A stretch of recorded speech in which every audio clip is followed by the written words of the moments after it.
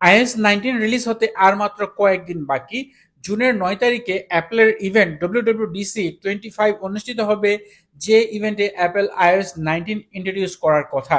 তবে breaking news হচ্ছে Apple iOS 19 আর release করছে না, তার বদলে অ্যাপল iOS 26 রিলিজ করতে যাচ্ছে। হ্যাঁ, ঠিকই শুনেছেন, অ্যাপল তাদের যে iOS রয়েছে এটার নাম পরিবর্তন করতে যাচ্ছে, এমনটাই জানিয়েছেন মার্ক গারমান।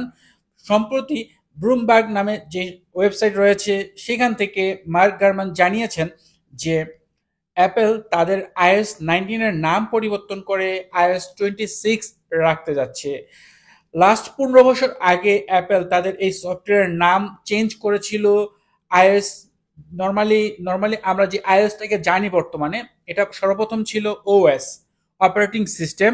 এভাবে অপারেটিং সিস্টেম 1 2 3 পরপর 3 বছর অ্যাপেল অপারেটিং সিস্টেম 3 পর্যন্ত রিলিজ করে। এরপর যখন অ্যাপেল iOS 4 রিলিজ করে তখনই নাম চেঞ্জ করে iOS 4 রাখে।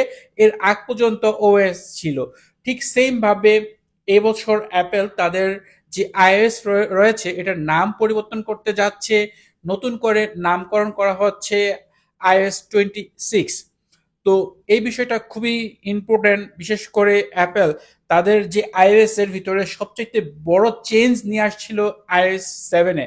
আমার কাছে মনে হচ্ছে এই বছরে ঠিক ওই রকম কিছু চেঞ্জ নিয়ে আসতে যাচ্ছে, যুগান্তকারী কোনো ফিচার নিয়ে আসতে যাচ্ছে অ্যাপেল নতুন এই আপডেটে।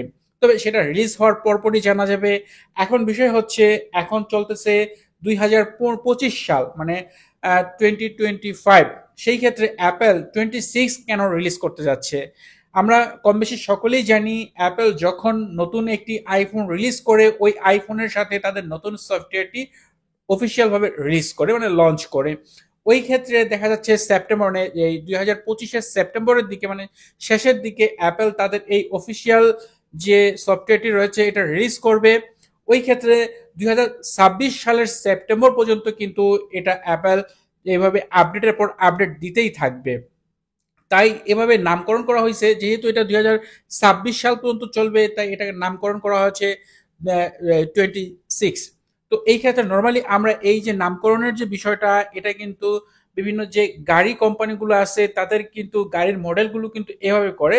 সামনে যে বছর আসতেছে ওই বছরের সাল অনুযায়ী অ্যাপেল এই এই গাড়ি কোম্পানিগুলো এভাবে নামকরণ করে।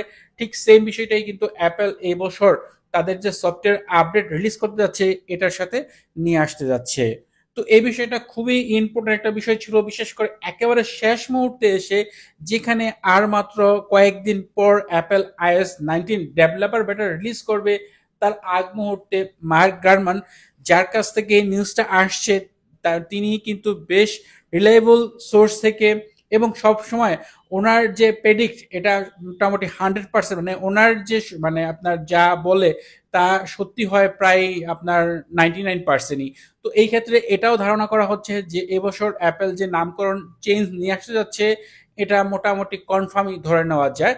তারপরও বাকিটা নির্ভর করবে অ্যাপেলের ইভেন্ট যখন অনুষ্ঠিত হবে সেই ইভেন্টে এটার কি নাম দেয় তার উপর। এই ছিল অ্যাপেলের iOS 19-এর লেটেস্ট আপডেট।